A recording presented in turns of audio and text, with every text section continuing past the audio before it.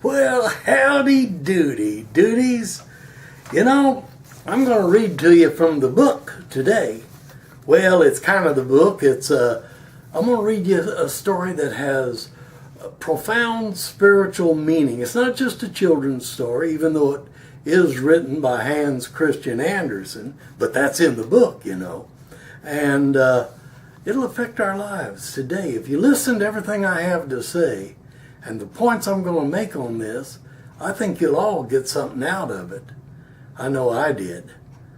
So it's not a children's story. Just don't think about it. Let's start off here the way it is. There was an emperor who loved new clothes, just loved them, always getting new stuff to wear and show off. And one day, two men came in to the emperor and they said that they were weavers and that they said they could weave the most gorgeous, beautiful cloth in the entire world. And one of them said to the emperor, "Your Majesty, everybody knows about the unusual cloth that we weave.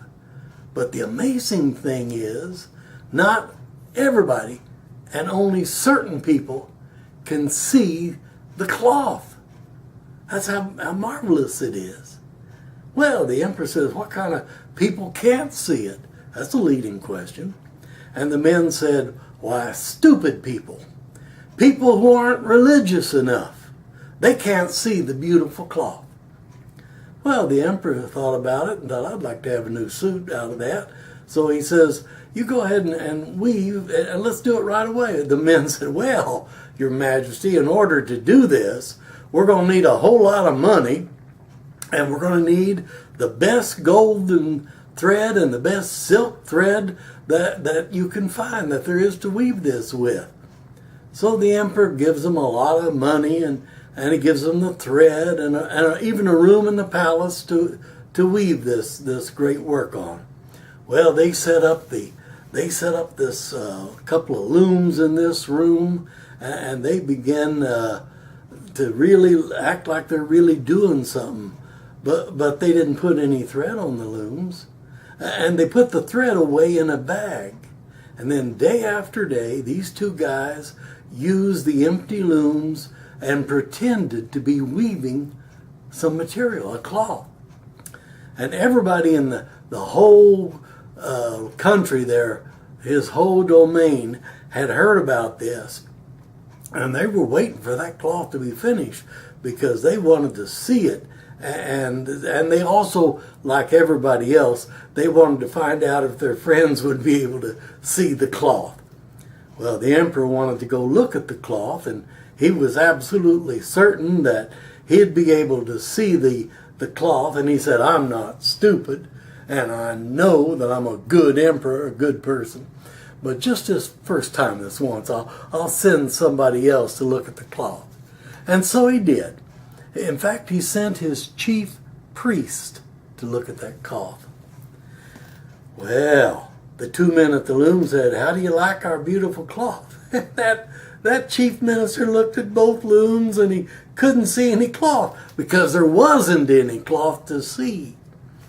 He thought, I can't see any cloth. Oh my goodness, am I stupid? I never thought I was. And if I'm not religious enough, I've got to keep that a secret. Well, he figures that he says to the men, well, this is really beautiful stuff. I'll tell the emperor about the beautiful colors and tell him about the reds, the purples, and how the gold thread shines, which is what the men had told him to say. And after that visit, the two men asked the emperor for more money and more gold and silk thread, which is very valuable thread. And the emperor gave him the money and the thread. And of course they put the money in their pockets, the thread in the bag that they had. I guess they were going to raise a little money on that a little later, I don't know. And they kept on pretending to weave. Well, the emperor wanted to know when this cloth would be finished. So this time he sends a second priest down to the workroom. Well, the second priest looks at the looms and he couldn't see a thing, not a thing. Wonder why. Probably because there wasn't anything to see. Well, what's wrong with me, he thinks. I can't see the cloth, but I'd better pretend that I can So he said to the men, well, this cloth is really gorgeous. It's good. And he goes back to the emperor. And he tells the emperor that the cloth was really beautiful. And the emperor, from then on, that emperor just couldn't hardly wait. He waits maybe a few more days.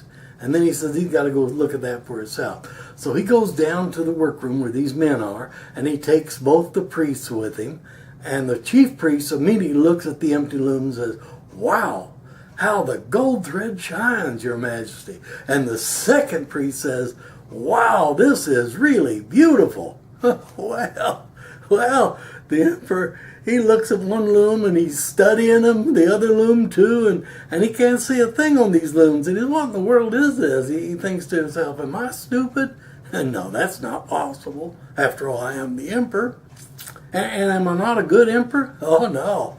That'd really be terrible, wouldn't it, if I wasn't a good one? Well, I'll act like I see this, and maybe if I meditate and study and all that, I'll get to where I can see it when I come back down.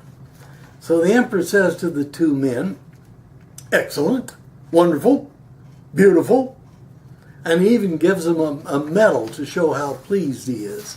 Well, they like that, of course, and he says, now, your majesty, we're ready to cut the cloth and make a suit for you. Oh boy, the emperor says, this is great. We're going to have a big parade next week, and I want to wear that new suit of clothes.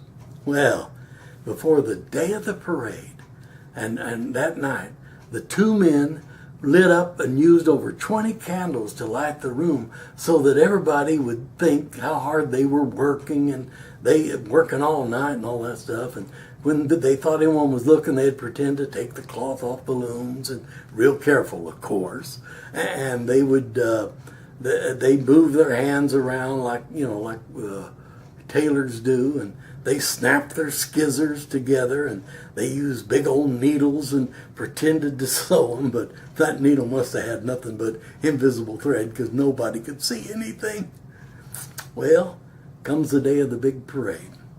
Now, said one of the men, the emperor's new clothes are ready, and so the emperor goes to the men, and they one of them pretends to hold out a coat, and he says, oh boy, look at this beautiful new coat.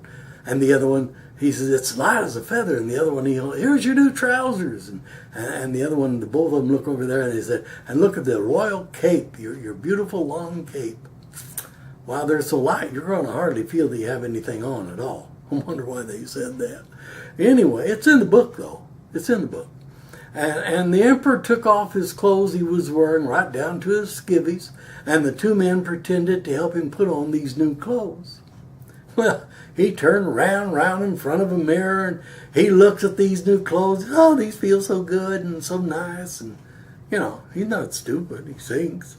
And then he brings in two noblemen. They're supposed to hold up the end of the emperor's royal cape, and they could not see the cape. They couldn't see the trousers of the card either, but they couldn't see the cape. But they weren't going to say that, because who in the world wants to be a stupid nobleman?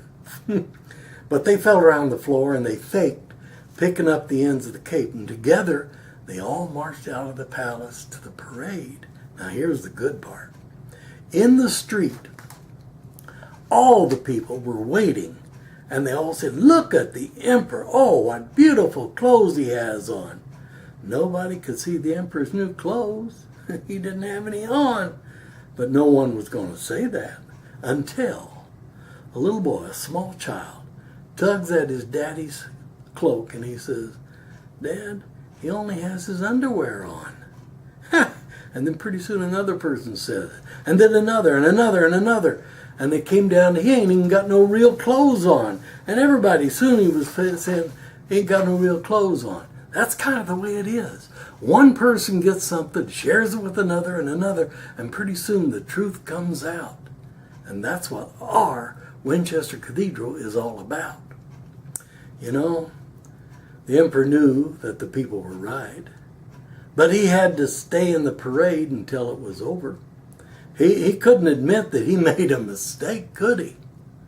So he just walked as proud as he could the rest of the way. And the two noblemen, I might add, walked right behind him, holding up the ends of that royal cape, the cape that wasn't there. There's a saying that clothes make the man. In the long run, only the man makes the man and the woman makes the woman. And only you can choose what's true for you and the path that you want to travel. A lot of us will fall into the trap of everybody knows. And a lot of us have already. We're in different places, different schools, different religions, different churches, different belief systems. There are so many. And we get to thinking they must know more than I do. Well, I shouldn't even question that. I just have to believe. Got to believe it. Don't have to know it. But I believe what they say. So no one ever asks any questions. Each person accepts the authority of the all-knowing they. Well, my friends, the day of the big parade, when hundreds of people would be watching the emperor put on the invisible clothes and walk undressed into the crowd, everyone in the crowd didn't want to admit that they couldn't see the cloth, so they raved about those new clothes, didn't they? And that's how we see human consciousness at its worst. Psychologists call this multitude consciousness. Believing in what someone else says, and as their authority and reference, they'll say, well, everybody knows. The people, one by one, started to wake up. They started to open their eyes. Not their physical eyes, but their perception eyes. The eyes that they could see with a new understanding. They started to think for themselves, to ask questions, to express opinions. Too many times we go along and we never ask a question. We never think for ourselves. We never express an opinion. Many times in a worst case scenario, we become sheep instead of being individuals that have the power to think for themselves and not be afraid of investigating a promulgating teaching or statement. You know, I've seen many businesses that have been like this. We see major companies failing, and they're on the news every day somewhere. And when the employees and even the management are interviewed, they'll often say that they sensed a problem that they were afraid to speak up. It's as fascinating as it is sad. Even in churches, some of the leaders will often admit that they didn't believe or understand what they were required to teach. But the hierarchy expected them to do it. And so they'd get up and teach it even though they thought it was wrong. There's a secondary thought and there's an original thought. We have the God-given gift of original thought. And yet few in adult life exercise it. We allow others to do our thinking for us. Think about that. Practicing religion. Practicing religion is an ongoing adventure. It's not something contained in four walls. It's a different for every one of you because you're living a different life and you are on a slightly different path. Each person, each of you travel at your own speed. Don't be afraid to discover who you really are. And become a spiritual teacher by example and help others to rise above dogma-induced blindness. It's time to wake up, and it's time to take a good look from a new perspective and to ask yourself the question that so many people have avoided for so long. Is my religion working? If not, why am I still in the parade? Why don't I get on a new path? Why don't I think for myself and search within and all about for truth and the meanings of words and teachings? It's time to move away from the stagnation of the blind following the blind. And that's what we do at the Winchester Cathedral. We're here to stimulate your thinking. We're here to make it better for you. You'll make up your own decisions. You're capable. You can do it. God bless y'all. I'm looking forward to talking to you next week.